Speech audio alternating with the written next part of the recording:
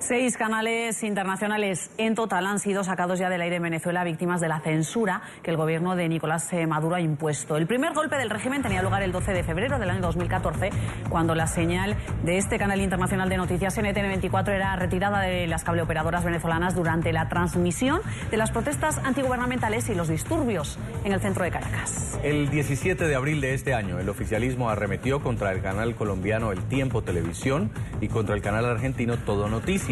La Comisión Nacional de Televisión venezolana los retiró, argumentando que retransmitieron la ola de manifestaciones que lideró la oposición.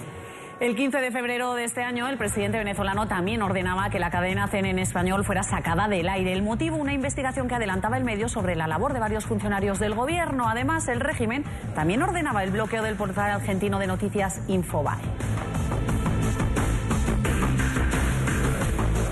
Saludamos en Ciudad de México a Roberto Roch, es el presidente de la Comisión de Libertad de Prensa de la Sociedad Interamericana de Prensa, SIP. Señor Roch, buenas noches, gracias por atendernos a esta hora. Gracias a ustedes, Jason Eva, a sus órdenes. A esta hora ya no se ven los dos principales canales privados de televisión de Colombia en Venezuela. Y esto constituye además una serie de medidas que ha venido tomando la Comisión Nacional de Telecomunicaciones de Venezuela por orden del régimen de Nicolás Maduro, con todos los canales internacionales que deciden transmitir las voces de la oposición o voces críticas al gobierno. ¿Usted cómo evalúa esta más reciente medida? Como ustedes han informado puntualmente, se trata ya de una media docena de medios internacionales que han tenido este bloqueo por parte del régimen del presidente Maduro. Particularmente es lamentable que se trata de dos casas editoriales, periodísticas, informativas de amplio prestigio en Colombia. Ambas también se han caracterizado por tener una cobertura equilibrada, donde han cabido todas las voces del conflicto venezolano.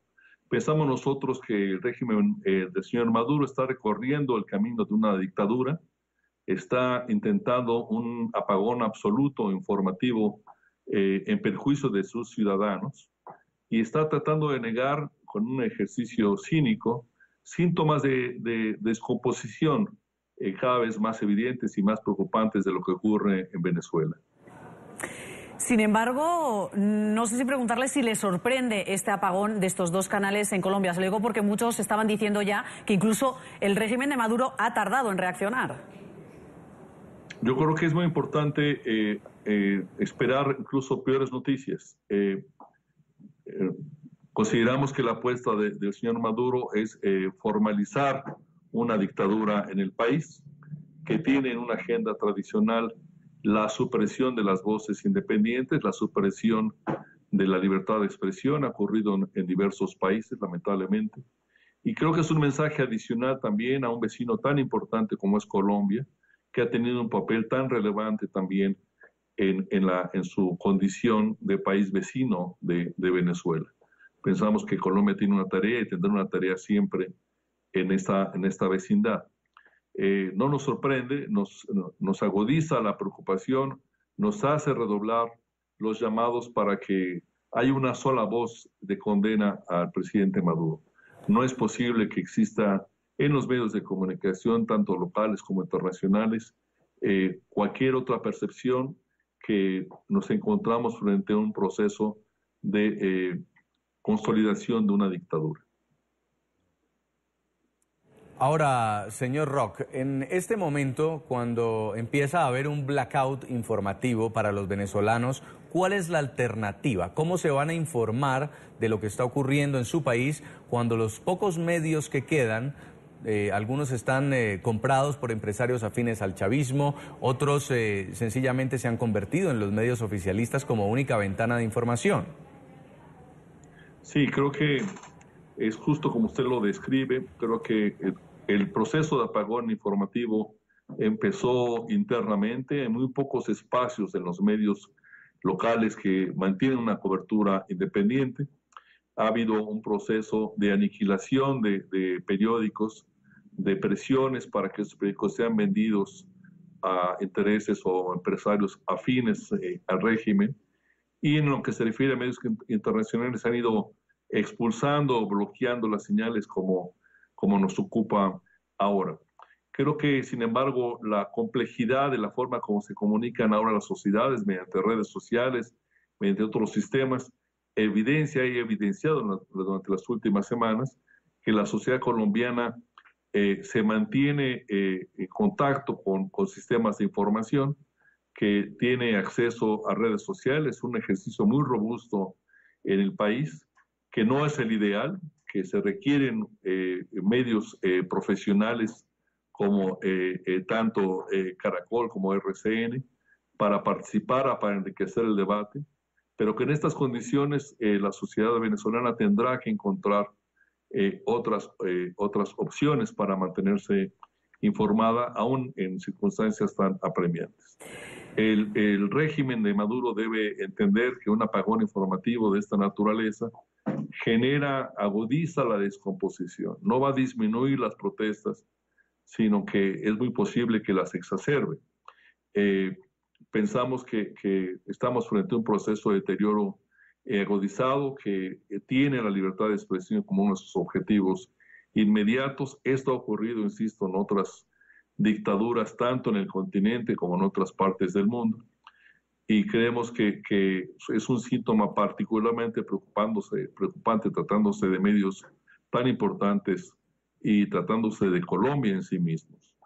Creo que los medios, sin embargo, tienen que insistir en coberturas, tienen que insistir en la búsqueda de hacer llegar su información al mundo y a la sociedad colombiana, y que nadie puede saber cómo va a evolucionar este proceso. Va a ser un proceso, no sabemos su duración, qué tanto se puede agudizar, pero pensamos y tenemos la confianza de que en la consolidación de las protestas ciudadanas en Colombia, de una mayor conciencia por parte del pueblo colombiano, sí, y en el compromiso de los medios internacionales, encontrará apoyo la transición que tenga que ver en Venezuela. Me llama la atención lo que ha dicho cuando le preguntaba sobre si llamaba la atención que ese apagón de esos dos canales colombianos, teniendo en cuenta que muchos decían que esto había tardado en pasar. Y usted ha dicho que se pueden esperar cosas peores. ¿Qué cosas peores?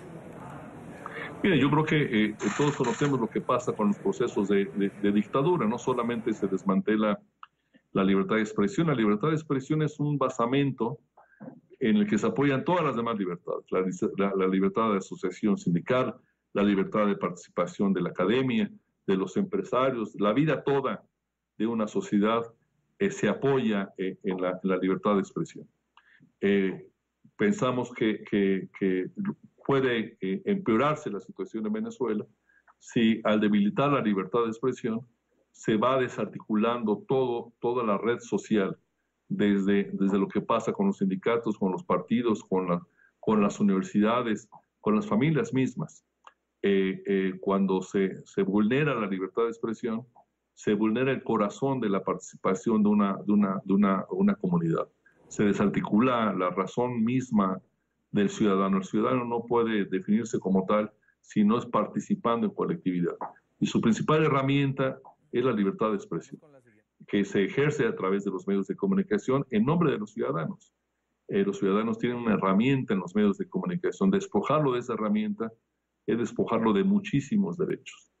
Cuando una dictadura busca consolidarse, por eso va inmediatamente en combate, trata de suprimir y de silenciar la libertad de expresión, porque sabe que por esa vía puede debilitar cualquier tipo de disidencia, cualquier tipo de pensamiento independiente.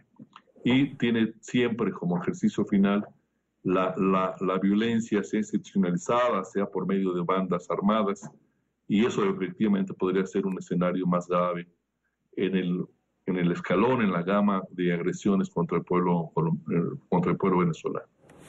Pues queremos agradecerle, es Roberto Roch, el presidente de la Comisión de Libertad de Prensa de la Sociedad Interamericana de Prensa SIP, por habernos acompañado, por sus apreciaciones aquí en el informativo de NTN 24. Muy amable. No, gracias a ustedes. Buenas noches.